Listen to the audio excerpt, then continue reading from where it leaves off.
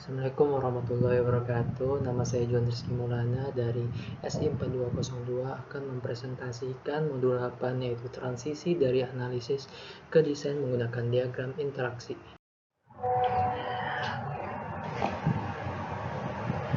Modul 8, transisi dari analisis ke desain menggunakan diagram interaksi. Tujuan pembelajaran menjelaskan tujuan dan elemen model desain, identifikasi elemen-elemen penting dari diagram komunikasi UML, buat tampilan diagram komunikasi model desain, identifikasi elemen-elemen penting dari diagram urutan UML, dan buat tampilan diagram urutan. Ini ada peta prosesnya, bisa dilihat sendiri. Memperkenalkan model desain. Model desain dibuat dari model persyaratan, kasus, penggunaan, dan model domain. Model desain digabungkan dengan model arsitektur untuk menghasilkan model atau solusi. Nah, di diagram interaksi UML ini adalah nama kolektif untuk diagram berikut: diagram urutan, diagram komunikasi, dan diagram ikhtisar interaksi.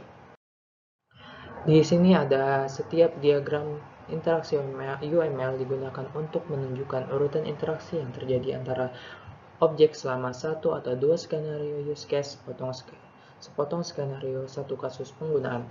Diagram interaksi UML juga dapat digunakan untuk menunjukkan urutan interaksi yang terjadi antara sistem dan subsistem.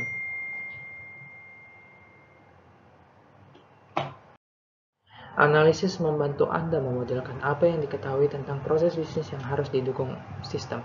Gunakan kasus dan model desain. Desain membantu Anda memodelkan bagaimana sistem akan mendukung proses bisnis. Model desain terdiri dari komponen batas UI, komponen layanan, dan komponen. Analisis kekokohan adalah proses yang membantu dalam mengidentifikasi komponen desain yang diperlukan dalam. Masukan untuk analisis kekokohan. Kasus penggunaan skenario untuk itu kasus yang digunakan. Kasus penggunaan diagram aktivitas jika tersedia untuk kasus yang digunakan itu. Model domain. Keluaran dari analisis kekokohan adalah model desain biasanya ditangkap dalam diagram interaksi UML dengan komponen desain seperti boundary, surface, dan komponen. Kelas batas. Komponen digunakan untuk memodelkan interaksi antara sistem dan aktornya, yaitu penggunaan sistem dan pengguna dan sistem eksternal, oleh Jacobson, Butch, dan Romboff, halaman 193. Abstraksi layer untuk sensor, antarmuka, komunikasi, dan sebagainya. Komponen UI tingkat tinggi. Setiap komponen batas harus dikaitkan dengan setidaknya. Kelas komponen kontrol layanan mewakili koordinasi pengurutan transaksi dan kontrol objek lain, dan sering digunakan untuk merangkum kontrol yang terkait dengan kasus penggunaan tertentu. Mengkoordinasikan aliran kontrol, mengisolasi setiap perubahan alur kerja dan dari komponen batas. Komponen entitas. Kelas entitas komponen digunakan untuk memodelkan informasi yang berumur panjang dan sering persisten. Ini contohnya. Dan komponen layanan entitas.